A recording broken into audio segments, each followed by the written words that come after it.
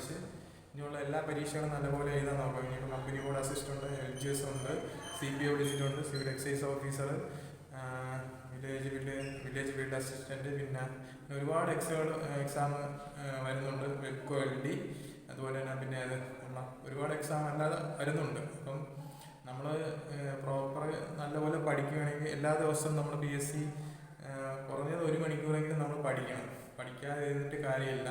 അപ്പം എന്നെ ആദ്യം പരിചയപ്പെടുത്താം. എൻ്റെ പേര് അരുൺ ദേവ് എന്നാണ് എൻ്റെ പേര്.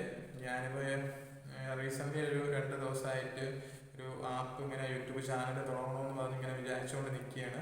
അപ്പം എൻ്റെ സ്ഥലം വന്നിട്ട് ട്രിവാൻഡ്രം കഴക്കൂട്ടം കണിയാവര അടുത്താണ്. അപ്പം ഞാൻ എന്നെ ഒന്ന് പരിചയപ്പെടുത്താൻ വേണ്ടിയാണ് നിങ്ങളടുത്ത് ജസ്റ്റ് ഒന്ന് പരിചയപ്പെടുത്തണമായിരുന്നു. അപ്പം ഞാൻ 2017 തൊട്ട് PSC പഠിക്കാൻ തുടങ്ങി.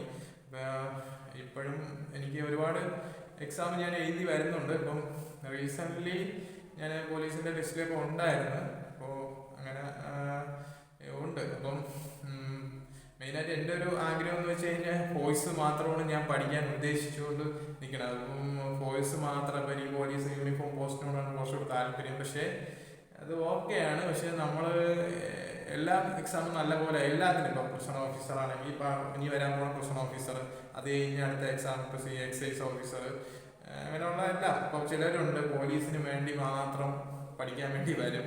അപ്പം അവരെന്ന് വെച്ച് കഴിഞ്ഞാൽ ഇപ്പം ഫോഴ്സ് മാത്രം താല്പര്യം, പോലീസ് എന്നുള്ള ആഗ്രഹം മാത്രമാണ്. അപ്പം മുമ്പൊക്കെ ആയിരുന്നെങ്കിൽ പോലീസ് നമ്മൾ ആഗ്രഹിച്ച അത്യാവശ്യം ഒരു 9 മാർക്കൊക്കെ ഉണ്ടെങ്കിൽ നമുക്ക് കട്ട് ഓഫിനകത്ത് നമ്മൾ നല്ല മാർക്കിൽ നമുക്ക് ജോലി കിട്ടുമായിരുന്നു. ഫിസിക്കൽ പാസ്സായി കഴിഞ്ഞാൽ ജോലി കിട്ടുമായിരുന്നു. പക്ഷേ ഇപ്പോൾ അങ്ങനെയല്ല.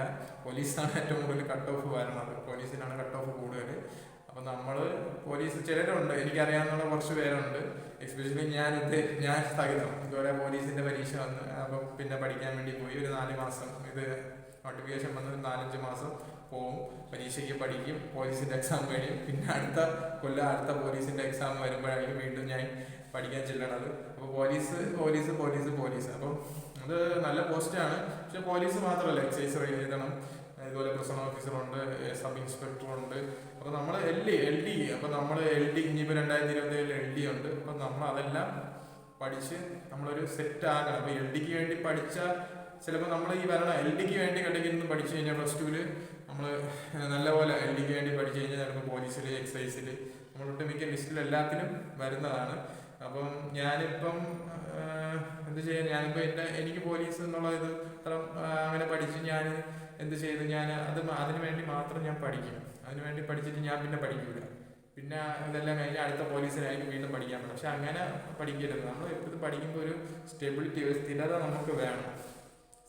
സ്ഥിരത ഉണ്ടെങ്കിൽ നമുക്ക് ആ രീതിക്ക് പഠിച്ച് പോകാൻ പറ്റും. അപ്പം നമുക്ക് ഇതിനെന്ന് പറയുമ്പോൾ നമ്മൾ നല്ല LDക്ക് വേണ്ടി ഇപ്പോൾ നല്ല രീതിക്ക് +2 ലെവൽ LD ലെവൽ പഠിച്ചു കഴിഞ്ഞാൽ നമുക്ക് 10th ലെവലിലുള്ള പരീക്ഷകളെല്ലാം നല്ലപോലെ പഠിച്ചു കഴിഞ്ഞാൽ നമ്മൾ എല്ലാ ലിസ്റ്റിലും പക്ഷെ നല്ലപോലെ പഠിക്കണം. എല്ലാ ദിവസവും അതിന് PSC മാറ്റി വയ്ക്കണം.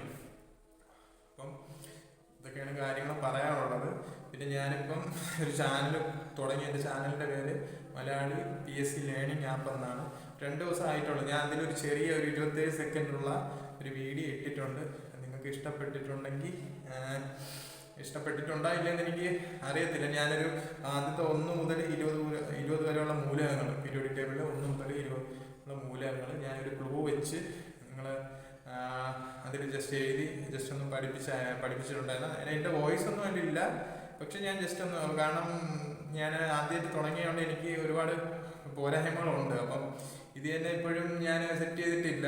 ജസ്റ്റ് ഒരു തുടങ്ങണമെന്ന് ആഗ്രഹമുണ്ട്. ഇനിയിപ്പം ഞാൻ ക്യാമറ ഒന്നും സെറ്റ് ചെയ്തിട്ടില്ല, ഇതൊന്നും ഇല്ല. ജസ്റ്റ് ഒരു ഇതുപോലെ തുടങ്ങിയതാണ്. നിങ്ങളെല്ലാവരും സപ്പോർട്ട് ചെയ്യണം, ഷെയർ ചെയ്യണം, ലൈക്ക് ചെയ്യണം കേട്ടോ. അപ്പം മാക്സിമം ഇത് എല്ലാവരും ഒന്ന് സപ്പോർട്ട് ചെയ്യണം. കാര്യം ഞാനിപ്പോഴും പരീക്ഷകൾ എഴുതിക്കൊണ്ടിരിക്കുകയാണ്. അപ്പം എനിക്ക് എന്ന് വെച്ച് കഴിഞ്ഞാൽ സ്റ്റെബിലിറ്റി ഇല്ല. അപ്പം ഞാൻ കുറച്ച് നാൾ പോകും.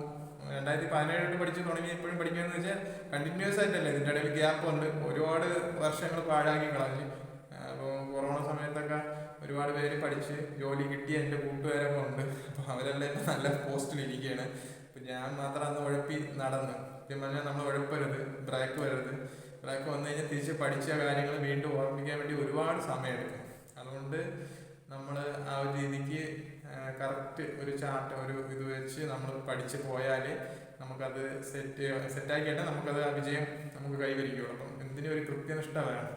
അപ്പം ഒരു ജോലി ഒരു ഇതിന് വേണ്ടി മാത്രം പഠിക്കാതിരിക്കും. അപ്പോൾ ചിലരുണ്ട് പോലീസിന് വേണ്ടി മാത്രം പഠിക്കാൻ വേണ്ടി വേണം, അങ്ങനെ വരുന്നത് അവരെ ആഗ്രഹമാണ്, എൻ്റെ ആഗ്രഹമാണ്.